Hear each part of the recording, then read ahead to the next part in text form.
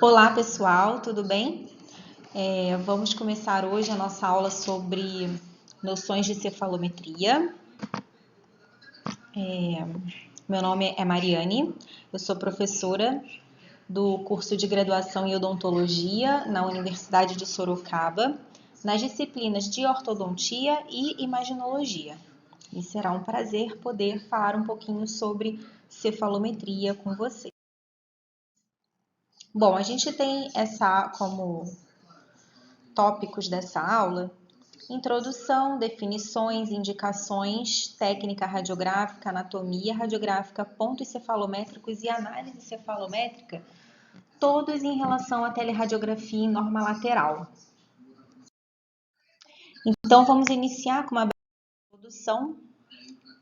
Bom, a cefalometria, ela auxilia o ortodontista a elaborar um diagnóstico e um plano de tratamento com mais segurança. O complexo ósseo constitui o arcabouço de sustentação dos demais tecidos, ou seja, dos tecidos moles adjacentes. Sendo assim, qualquer modificação esquelética provocará imediata repercussão nas estruturas, nos tecidos moles. E a harmonia entre esses elementos confere ao indivíduo um aspecto estético agradável. Portanto, entendam que a ortodontia é uma especialidade que vai atuar tanto na função do paciente como na sua estética. Com o advento dos raios-x, os ortodontistas passaram a contar com um elemento a mais de diagnóstico. Então, a cefalometria ela passou a ser utilizada e passou a auxiliar bastante o diagnóstico clínico, observado através de outros elementos, como o próprio exame clínico, que é sempre soberano, a análise de modelos, Então, a cefalometria ela passou a contribuir ainda mais com esse diagnóstico. Broadband desenvolveu o cefalostato, que é um posicionador de cabeça do paciente no aparelho de raio-x. Isso permitiu a padronização das imagens obtidas. Nós já iremos falar um pouquinho sobre a técnica radiográfica. Bom, as análises cefalométricas são baseadas nas medições angulares e lineares obtidas dos cefalogramas. Dawes, Tweed e outros pesquisadores elaboraram análises cefalométricas que são usadas até hoje. Nas últimas décadas, Steiner, Andrews, Ricketts, McNamara e Interland, com suas análises mais modernas, trouxeram novas fontes de informação aos ortodontistas. Observem aqui do lado, essa figura mostra um cefalograma, E a gente vai falar um pouquinho mais à frente sobre isso também. Porém, antes disso, vamos às definições, A gente vai conversar sobre o que é teleradiografia, cefalometria e análise cefalométrica. Bom, teleradiografia, o termo tele se refere à distância. Portanto, teleradiografia é a radiografia da cabeça obtida à distância. E saibam desde já que essa distância ela é padronizada, para todos os modelos, de aparelhos radiográficos.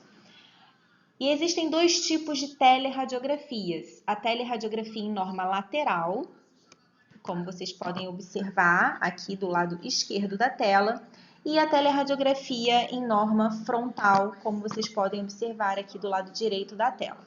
Hoje nós iremos conversar sobre a teleradiografia em norma lateral. Definição de cefalometria. Bom, a cefalometria é um método que, empregando a teleradiografia, obtém-se mensurações lineares e angulares dos diversos elementos anatômicos do crânio e da face, propiciando importantes informações sobre essas estruturas. E, por fim, a análise cefalométrica é a metodologia de interpretação dos valores obtidos nos cefalogramas.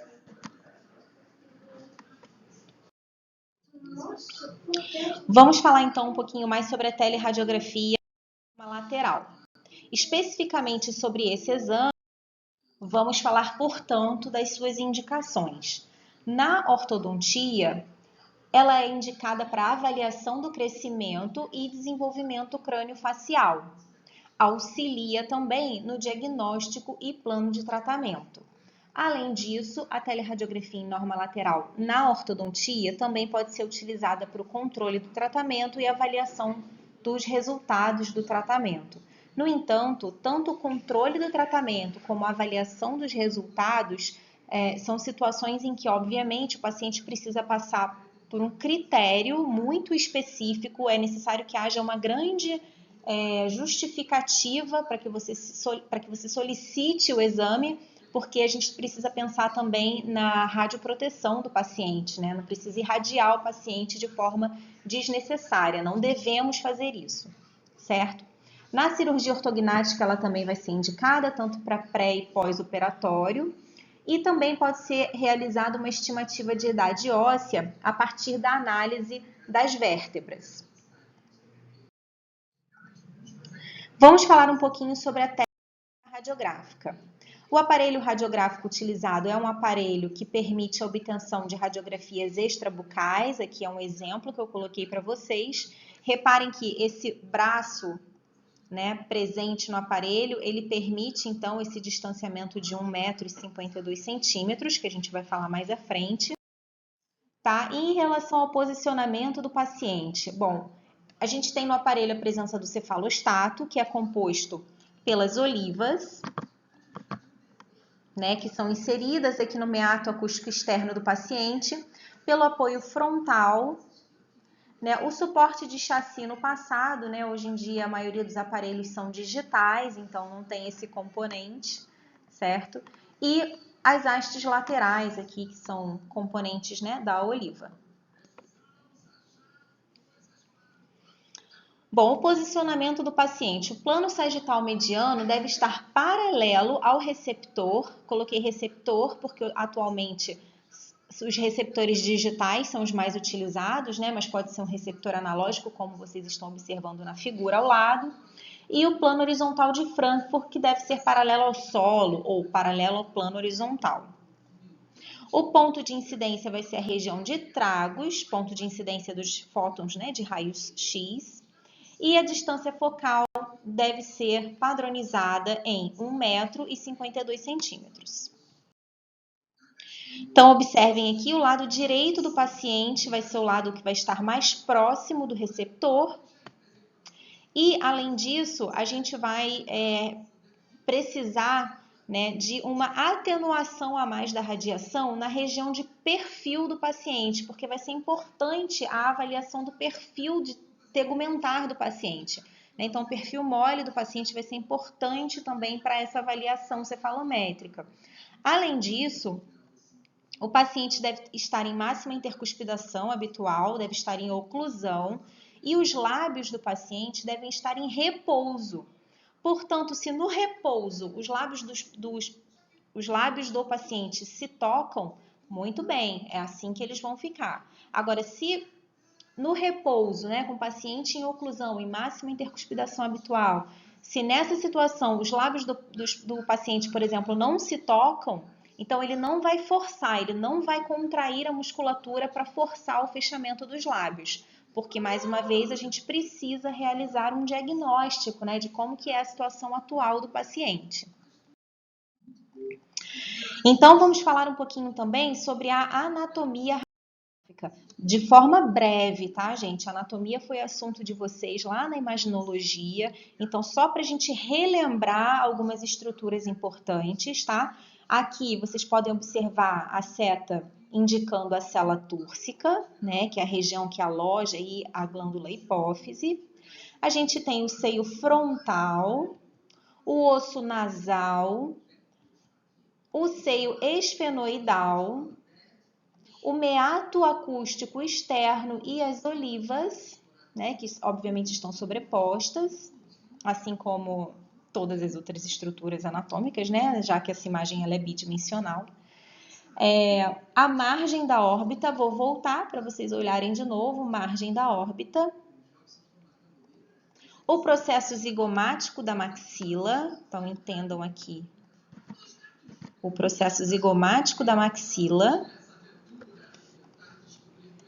A cabeça da mandíbula, vou voltar para vocês observarem mais uma vez, ó, cabeça da mandíbula, incisura da mandíbula, incisura, processo coronoide,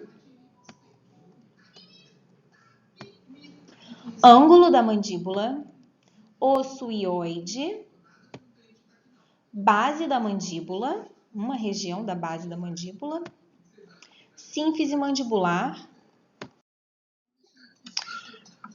seio maxilar, certo? Espinha nasal anterior, maxila. E aqui a gente tem as vias aéreas, né? Então aqui a região de nasofaringe, em vermelho, em verde a gente tem a orofaringe, aqui abaixo do ocioide, a laringofaringe. Muito bem, então vamos falar sobre alguns, tá, pessoal, dos pontos simétricos. São muitos pontos, então sobre os pontos sagitais nós vamos falar aproximadamente de 9 deles, que são os pontos, né, que vão estar presentes aí próximos à linha média do paciente.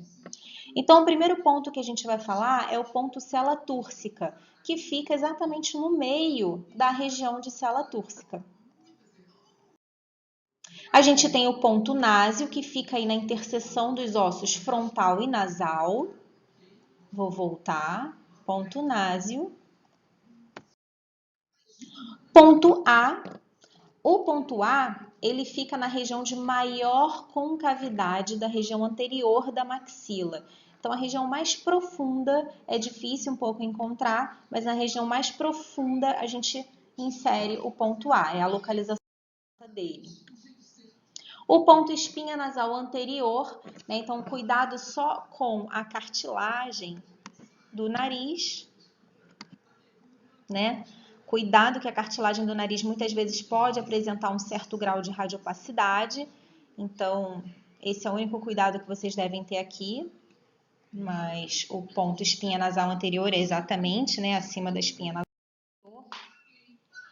E o ponto espinha nasal posterior, esse ponto a gente vai precisar de uma certa referência, porque a espinha nasal posterior ela não é tão bem visualizada devido à sobreposição de imagens, né, nessa região. Então, a gente vai utilizar como referência a fossa ou fissura pitérigo-maxilar. Então, vou mostrar para vocês, antes da localização com a figurinha que eu coloquei. Então, aqui a gente tem em formato de gota invertida a fossa pitérigo-maxilar, certo? Então, primeiramente, a gente vai marcar essa fossa ou fissura pitérigo-maxilar, né? E a gente vai traçar aqui uma linha imaginária até a sua interseção com o palato duro. E nessa região de interseção com o palato duro, nós iremos marcar, portanto, o ponto espinha nasal posterior.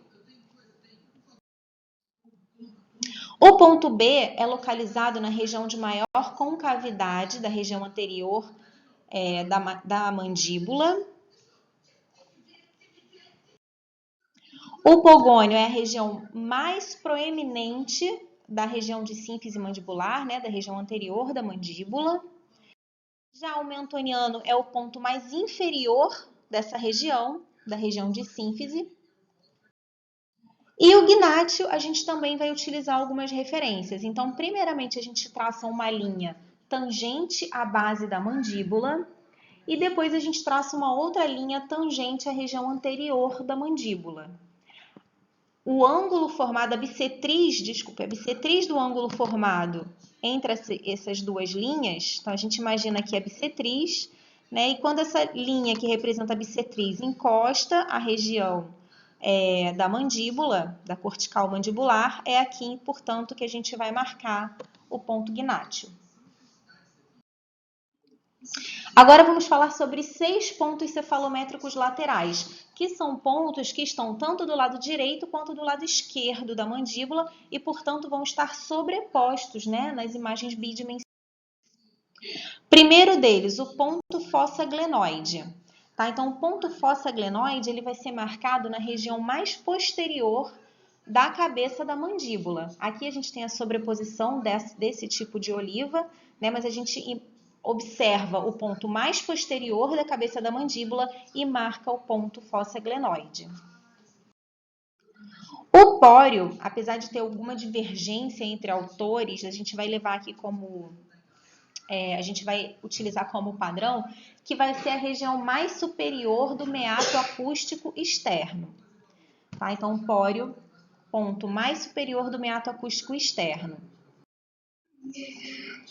O ponto fissura pitérigo-maxilar, mais uma vez a gente vai observar, né, o formato aí de gota invertida, vai identificar a fissura pitérigo-maxilar, vai desenhar essa fissura, vai passar uma linha vertical atravessando o meio, cortando a fissura pitérigo-maxilar no meio, e uma outra linha horizontal na sua porção mais superior, onde há maior distância entre a superfície anterior e posterior desse ponto, né, dessa estrutura fissura pitérigo-maxilar.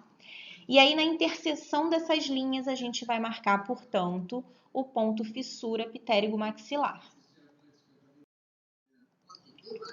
O ponto orbital vai ser marcado na porção mais inferior da margem da órbita.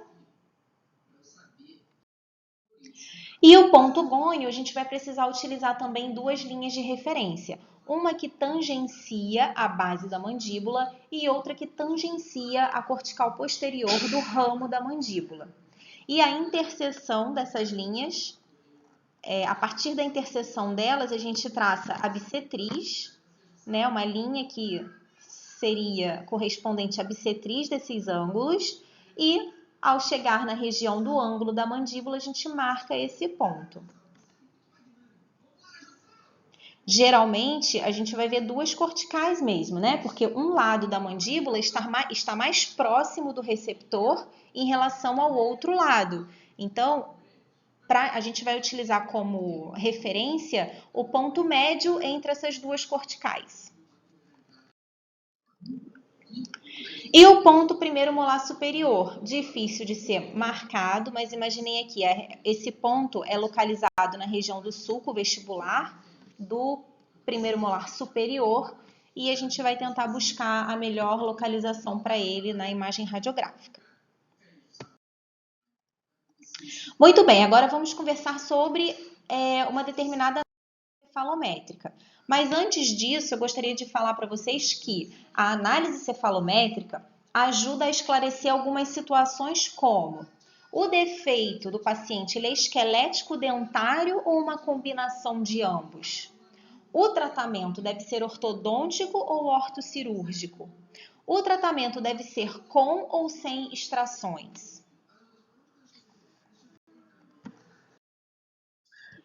E existem diversos tipos de análises cefalométricas, né? Existe, por exemplo, a análise cefalométrica de Steiner, Tweed, Ricketts, McNamara, entre outras. Hoje a gente vai conversar sobre a análise de Steiner. E a análise de Steiner, ela permite algumas avaliações como o padrão esquelético do paciente no sentido antero-posterior, já que a gente está conversando sobre a teleradiografia em norma lateral. Há análises como a posição dos dentes na base óssea, né, a análise dentária, a análise de direção de crescimento no sentido vertical e a análise de perfil de tecidos móveis. Vamos começar, portanto, com a análise esquelética. O diagnóstico ósseo ou esquelético, portanto, nessa análise, utilizando esse método radiográfico, ele é dado no sentido antero-posterior. E os fatores que a gente utiliza são SNA, SNB, SND, ANB, ES, SL. O que significa isso? Bom, isso significa a junção dos pontos cefalométricos que a gente viu. Então, SNA é a união dos pontos SN, através de uma linha que une esses pontos, e dos pontos NA, através de uma outra linha que une esses outros dois pontos. E aí, a união de SN e NA forma um ângulo. E esse ângulo vai ser estudado, vai dizer para a gente, nesse caso, o tamanho da maxila. Se essa maxila está crescendo muito, se ela está crescendo pouco, se ela já cresceu muito, né? Se for um paciente que já tem atingido a sua maturidade óssea. E por aí a gente conclui que os outros fatores significam é a mesma coisa. Então, SNB seria a união das linhas SNNB, SND, SNND. Eu não falei com vocês o ponto D, mas o ponto D ele fica na região média da sínfise da mandíbula e ele confirma o ângulo SNB, né? A gente tem o ângulo ANB, que relaciona a maxila com a mandíbula, observa a relação, né, entre a maxila e a mandíbula. E a gente também tem a possibilidade de obter medidas lineares e não somente angulares. Então, medidas lineares, como o tamanho da mandíbula no sentido linear, antero-posterior linear, seriam as medidas ES e SL. Vamos começar falando sobre SNA. O ângulo SNA é determinado, portanto, pela interseção das linhas SN e NA. Portanto, esse ângulo formado por essas duas linhas vai ser estudado, né? E esse ângulo expressa o grau de protrusão ou retrusão da maxila em relação à base do crânio. A base do crânio aqui representada pelo ponto S, tá, pessoal?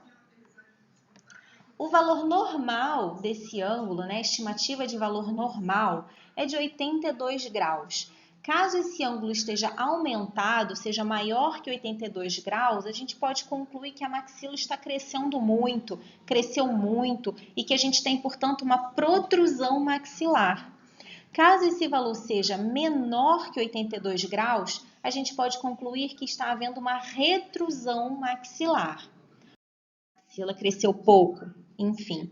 Então, utilizando aqui apenas um exemplo em que a gente está avaliando a maxila apenas, porque no final das contas a gente vai avaliar tudo, né? A gente também vai avaliar a mandíbula. Porque só para ressaltar, um defeito como esse que vocês estão observando, uma alteração como essa que vocês estão observando na foto, ela não diz para a gente se o defeito está na maxila ou na mandíbula, né? Pode ser que a maxila tenha crescido pouco e a mandíbula esteja normal, ou pode ser que a maxila tenha crescido, esteja no seu crescimento normal e a mandíbula tenha crescido muito. Então, a gente vai obter essa informação através da avaliação, uma das formas é através da avaliação cefalométrica, né? Através da análise cefalométrica.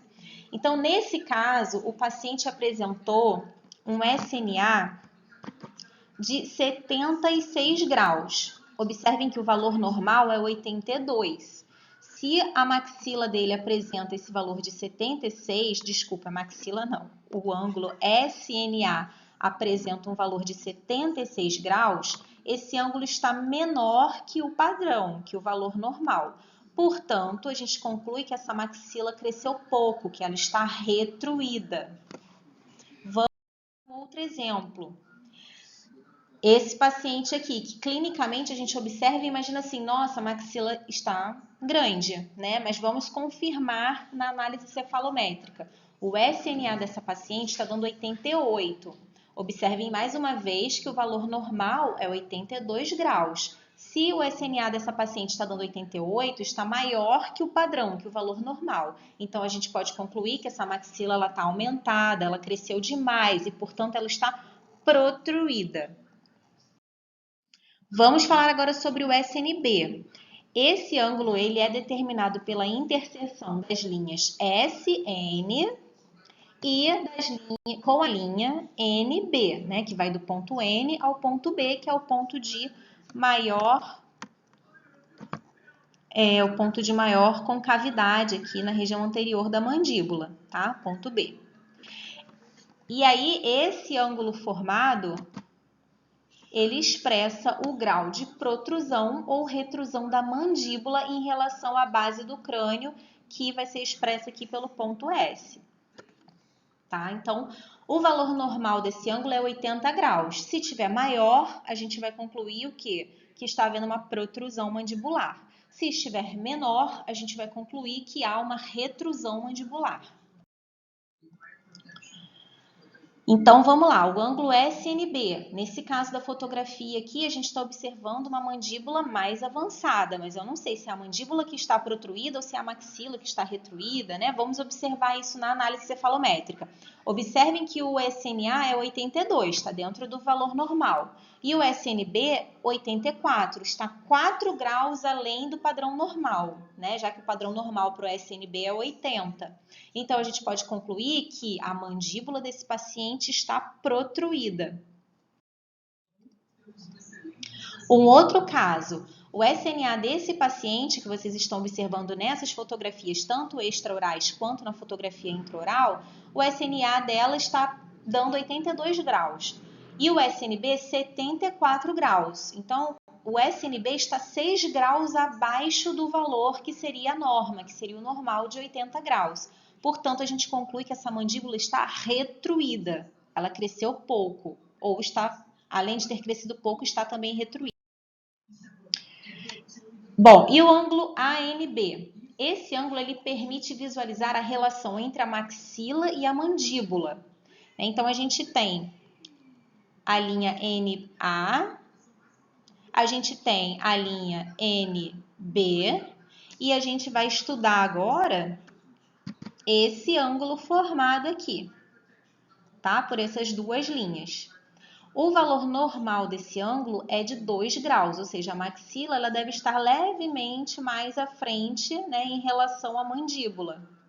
E esse ângulo ele permite a classificação esquelética de Tweed. São classe 1, 2 e 3 esqueléticas. O paciente classe 1 esquelética ele vai apresentar um ângulo ANB entre os valores 0 e 4,5. O paciente classe 2 esquelética vai ter um ângulo ANB maior que 4,5. E o paciente classe 3 esquelética vai apresentar um ângulo ANB menor que 0. Entretanto, eu gostaria de fazer um comentário que o ANB estando entre 2 e 4,5, o paciente ele é classe 1 esquelética, porém ele tem uma tendência a desenvolver classe 2 esquelética. O paciente que possui um ANB entre 0 e 2, ele é um paciente classe 1 esquelética, mas ele tem a tendência à classe 3 esquelética, né? E, portanto, esses devem ser acompanhados, né? Acompanhados clinicamente.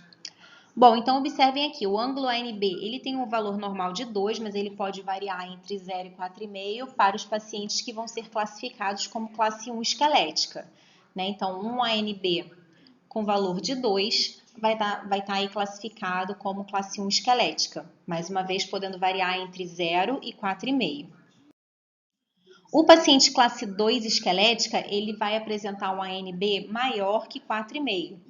Ou seja, a maxila dele vai estar muito mais à frente em relação à mandíbula, como vocês podem observar nessas fotos, né? Extra e intraorais. E o paciente classe 3 vai apresentar um ANB menor que 0. Né? Isso demonstra o quê? Que a mandíbula vai estar à frente da maxila.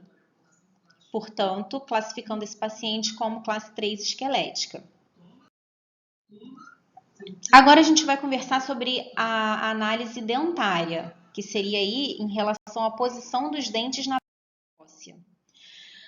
O diagnóstico dentário envolve diversos fatores, como o ângulo NA, também pode ser expresso como ponto NA, o traço NA, que seria segmento NA ou distância NA, que é uma medida linear, ângulo NB ou ponto NB, medida angular, e segmento NB ou distância NB, que é uma medida linear. O representa o incisivo central, tanto superior quanto inferior. E esse ângulo representa a relação, né, entre o incisivo central superior e o incisivo central inferior. A gente já vai conversar sobre esse ângulo. Ângulo GOGN, ângulo SN, 6NA e 6NB. Vou falar sobre o ângulo NA, que também pode ser expresso como ponto NA. Esse ângulo ele vai ser determinado pela interseção do longo eixo do incisivo central superior com a linha NA. Então, vamos observar aqui no esquema. A gente tem a linha NA e a gente tem o longo eixo do incisivo central superior. Esse aqui vai ser o ângulo... Esse vai ser o ângulo estudado. Tá? Então, esse ângulo ele expressa a inclinação axial desse dente com a linha NA. E ele vai poder estar ou dentro do padrão normal, ou vestibularizado, ou lingualizado, né? Então, o valor normal desse ângulo é de 22 graus. Se esse ângulo estiver maior, isso vai indicar que o incisivo superior está vestibularizado, né, dentro ali da base óssea. E se esse valor estiver menor que 22 graus, esse incisivo superior vai estar lingualizado. Um segmento NA ou a distância 1NA vai ser a distância do ponto mais proeminente da coroa do incisivo central superior até a linha NA. Então, vamos lá mais uma vez, a linha NA, e eu vou ultrapassar um pouco essa linha do ponto A, só para a gente poder fazer essa relação com o ponto mais proeminente da coroa do incisivo central superior. E aí a gente vai medir essa distância aqui, né, da linha NA até o ponto mais proeminente do incisivo central superior. Essa medida, ela tem como valor normal, como padrão, de ser de 4 milímetros. E se o valor for maior que 4 milímetros, isso indica que o incisivo superior como um todo, ele está deslocado mais à frente, ou seja, ele está protruído. E se esse valor for menor que 4 milímetros, isso indica que o incisivo superior está retruído. Desculpa, está representado ali na cor preta. O que seria um incisivo retruído? Ele está como um todo deslocado distalmente, né? Deslocado para trás, não distalmente, desculpa, deslocado posteriormente. Então, ele está retruído. E protruído seria o quê? O contrário, o incisivo central superior deslocado mais à frente. Vamos observar um exemplo aqui. Aqui nesse quadro eu coloquei os valores normais, tanto do ângulo 1.NA como da distância, o segmento 1NA. Então, o valor normal para o ângulo é de 22 graus e para o segmento 4 milímetros. Então, nesse caso, é possível observar uma grande vestibularização, já que um ângulo NA está dando 42, né, bem maior que 22, e grande protrusão, já que um segmento NA está dando 12 milímetros, né, em relação aí ao incisivo central superior. Então, observem aqui o longo eixo do incisivo central em vermelho, a linha NA, e a gente ultrapassa um pouquinho, né, para a gente poder fazer essa relação. O ângulo formado entre a linha NA e o longo eixo do incisivo está dando 42 graus, o que mostra grande vestibularização desse incisivo superior, já que o valor normal seria 22 graus. E essa linha azul mostra que da linha NA até o ponto mais proeminente desse incisivo central, a distância que está dando é de 12 milímetros, bem maior do que 4, que seria a nossa referência. E isso mostra que ele também está protruído. E observem que o ponto mais proeminente, ele está atrás dessa linha, né? Isso mostra que esse valor vai ser negativo, vai ser menor que 4 milímetros. Portanto, esse dente está retruído, tá? Esses incisivos estão retruídos. Um ângulo NB. Esse ângulo é determinado pela interseção do longo eixo do incisivo central inferior até a linha NB. Então, observem aí em preto pontilhado a linha NB e o longo eixo do incisivo central inferior. Esse aqui é o ângulo NB e a gente vai estudar um pouquinho sobre ele agora. O valor normal desse ângulo é de 25 graus. Se esse ângulo estiver maior, isso vai representar incisivos inferiores vestibularizados. Se o valor estiver menor que 25 graus, isso vai representar incisivo inferior lingualizado. Tá? Então, aí nessa corzinha mais clara, a gente tem um incisivo inferior normal. E em preto, a gente observa que a inclinação axial desse dente está mais para anterior. Ou seja, esse dente ele está mais vestibularizado. E isso aumenta o ângulo 1NB. Então, aumentou o ângulo 1NB, isso representa que o incisivo inferior está vestibularizado. E a distância ou segmento 1NB vai ser a distância do ponto mais proeminente do incisivo central inferior até a linha NB. Então, observem linha NB E a distância, desculpa, eu não consegui deixar isso bem retinho no PowerPoint, tá? Mas imaginem aqui a distância até o ponto mais proeminente do incisivo central inferior. Aqui o valor normal também é de 4 milímetros. E se esse valor de segmento estiver aumentado, isso significa que o incisivo inferior está protruído. E se estiver diminuído, isso significa que o incisivo inferior está retruído. E esse ângulo 1, o que significa? Significa o ângulo interincisivo ou interincisal, formado pelo longo eixo do incisivo central superior com o longo eixo do incisivo central inferior. Então, observem a linha pontilhada, o longo eixo do incisivo central superior, o longo eixo do incisivo central inferior e o ângulo formado por eles. Então, esse ângulo aqui, ele tem como valor normal 130, 131 graus. E caso esse ângulo aumente, a gente vai, ou seja, essa linha vai estar deslocada mais para trás e essa linha também, né? Então, isso mostra uma birretrusão ou uma bilingualização dos incisivos. E se acontecer o contrário, ou seja, se esse ângulo estiver reduzido, a gente vai ter uma biprotrusão e ou bivestibularização dos incisivos. Claro que essa informação precisa ser complementada com as informações anteriores, né, de ângulo e segmento desses dentes, tá? Mas o valor normal aí é de 130, 131. Então, observem nessa imagem radiográfica que o ângulo interincisivo está diminuído, está menor que 130 graus. E esse ângulo menor que 130 graus nos mostra uma biprotrusão e ou uma bivestibularização dos incisivos, né? E aí o paciente mostra esse aspecto, né, que tem esse aspecto dos lábios mais avançados, né, anteriormente, como se tivesse mais bicudo, né, digamos assim, numa linguagem mais leiga. E esses outros dois fatores, né? Um ângulo SN e um ângulo GOGN. O ângulo SN vai ser formado pela interseção da linha SN com o longo eixo do incisivo central superior, né? Então, aqui, ó, ângulo é linha SN e a interseção com o longo eixo do incisivo central superior.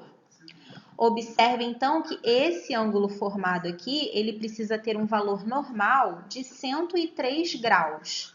Se estiver aumentado, isso mostra uma biprotrusão ou uma bivestibularização do incisivo central superior. Se estiver reduzido, isso mostra uma birretrusão ou uma bilingualização do incisivo central superior. O ângulo 1.GOGN. Então, a gente imagina aqui a linha, a gente observa a linha GOGN e o longo eixo do incisivo central inferior. A interseção dessas linhas vai formar, portanto, um ângulo que deve ter como valor normal, né, que possui como valor normal 93 graus. Se esse ângulo estiver aumentado, isso mostra uma biprotrusão ou uma bivestibularização do incisivo central inferior. Se esse ângulo estiver diminuído, a gente observa uma birretrusão ou bilingualização do incisivo central inferior. Agora, vamos falar sobre a direção do crescimento. Vamos relembrar aqui o que a gente já estudou sobre tendência de crescimento. A gente tem o paciente braquicefálico ou braquicéfalo, né, que possui como tendência maior um crescimento horizontal da face. Né? Observem aí as setinhas, a setinha no plano horizontal ela está maior em relação a essa seta horizontal. Diferente do paciente dolicocéfalo ou dolicocefálico, em que nesse caso ele apresenta um crescimento vertical maior em relação ao crescimento horizontal. Observem a seta vertical maior do que essa seta horizontal. E o paciente mesocefálico que apresenta aí um crescimento mais harmônico, né? Tanto um crescimento horizontal como vertical, bem harmônico, né? Bem parecido. Observando aqui por um outro ângulo, né, de forma lateral, a gente pode observar que o paciente braquicefálico apresenta uma face curta, o paciente dólico-cefálico apresenta uma face longa e o paciente mesocefálico uma face média. Vamos aqui mais uma vez numa vista frontal, o paciente braquicefálico com face curta, o dólico-cefálico face longa e o mesocefálico face média. Observem que o paciente braquicefálico ele tem uma tendência a ter um crescimento maior do ramo da mandíbula. E o dólico-cefálico ele apresenta um ramo mais curto, um crescimento mais curto do ramo.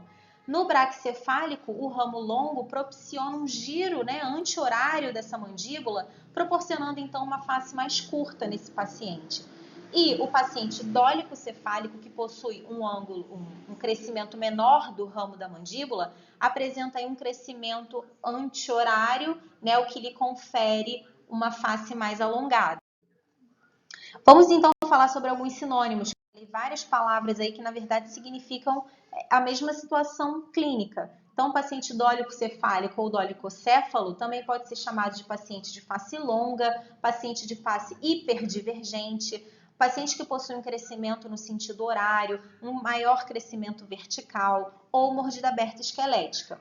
Já o paciente braquicefálico ou braquicéfalo também pode ser chamado de face curta, face hipodivergente, crescimento no sentido anti-horário, crescimento horizontal proeminente e mordida profunda esquelética. Então, vamos a alguns exemplos. O paciente que tem um ramo mais alongado e uma face mais encurtada é, portanto, um paciente braquicéfalo. Então, observem tanto as fotografias extraorais como na imagem da radiografia cefalométrica lateral, que mostra aí um crescimento no sentido anti-horário.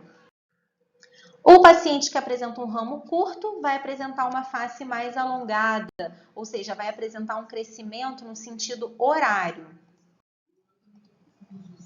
Observem mais uma vez como que o ramo pode estar bem encurtado num paciente que possui a face mais alongada, num paciente dólico-cefálico, tá? E sabendo disso, tendo relembrado todas essas situações que a gente já viu em aulas anteriores, vamos falar, portanto, da direção do crescimento e como que a gente faz essa avaliação por meio aí da análise cefalométrica. Eu vou falar só de 2 desses fatores, tá? Mas a gente tem diversos fatores, tanto da análise cefalométrica de Steiner como a de Tweed, tá? Então, a gente tem GOGN-SN, eixo Y, GOGN plano oclusal, plano oclusal SN e o ângulo FMA.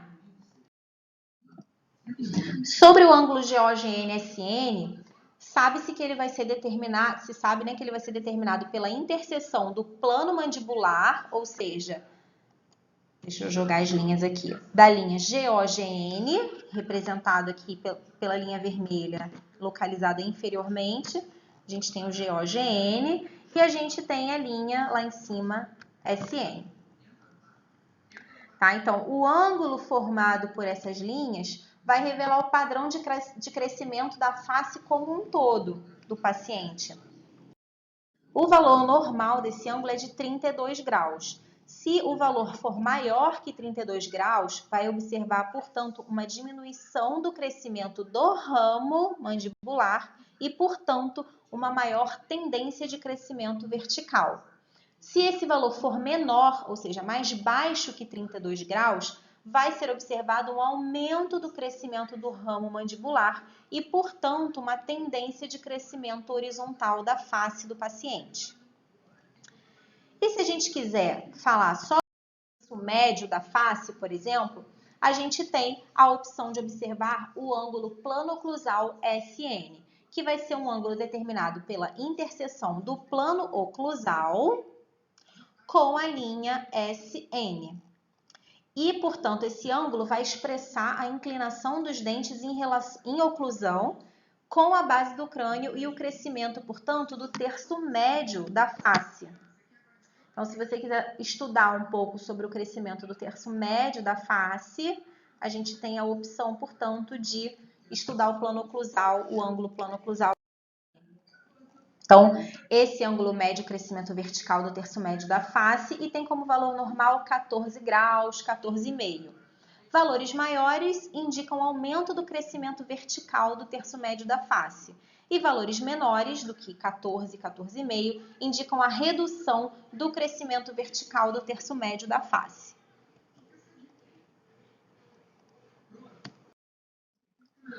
E por último, vamos falar sobre análise de perfil. Existem diversas formas de realizar a análise de perfil por meio da imagem cefalométrica lateral, como, por exemplo, a linha S de Steiner, a linha vertical verdadeira de Arnett, o ângulo HNB de Holdway, linha NAP de Downs, linha A, linha P' de Burston e o plano estético de Ricketts.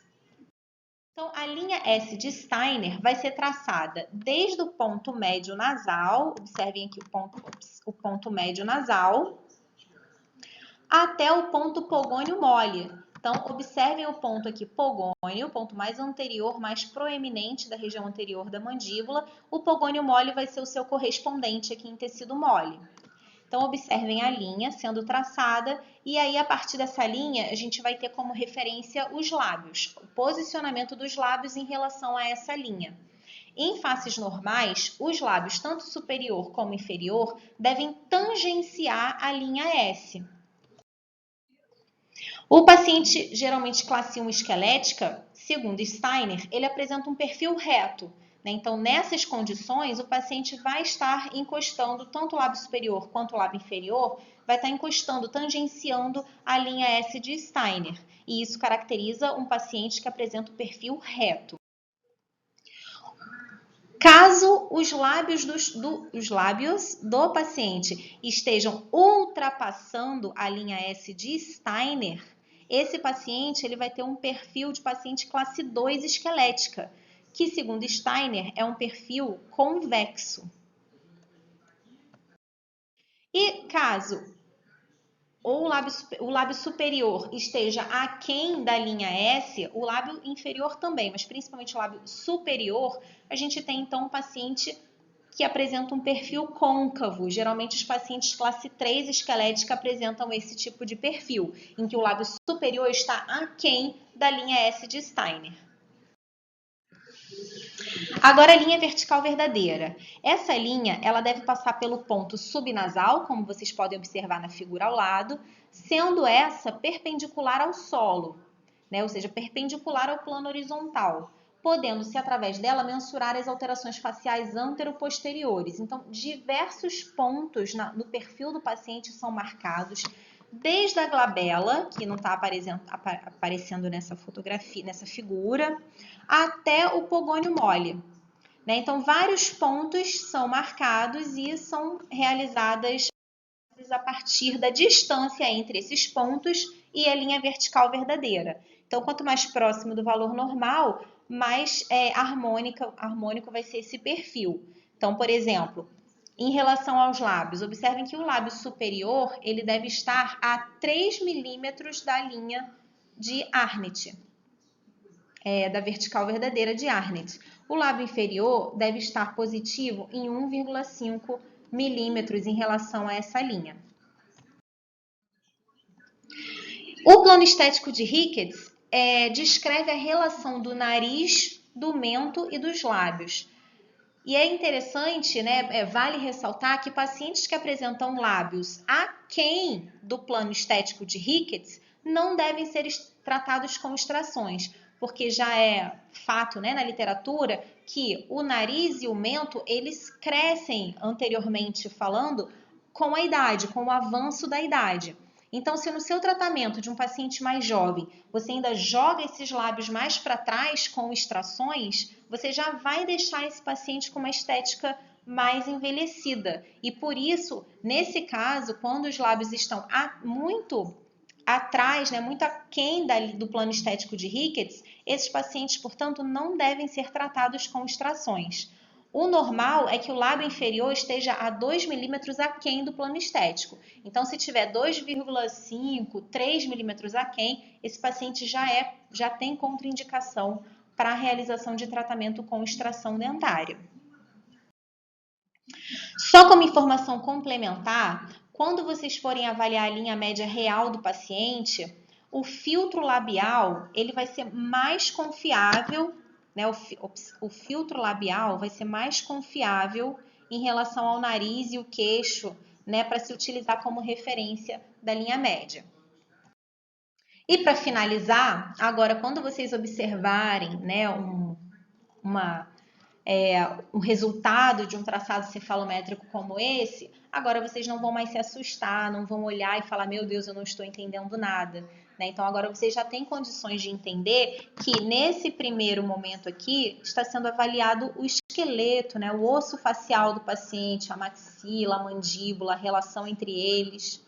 Tá? Aqui nesse segundo momento está sendo avaliado o crescimento, o padrão de crescimento do paciente. Né? Tanto o crescimento facial como um todo, tanto do terço médio da face, do terço inferior da face. Tá?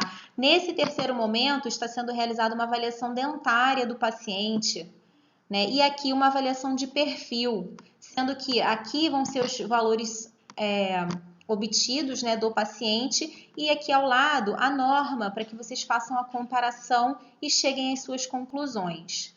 Tá certo? Muito obrigada pela atenção. Qualquer coisa que vocês precisarem podem me entrar em contato através aí do meu e-mail e a gente se encontra também lá no Moodle, né, nos nossos fóruns de dúvidas e discussões. Muito obrigada, fiquem todos com Deus e até a próxima.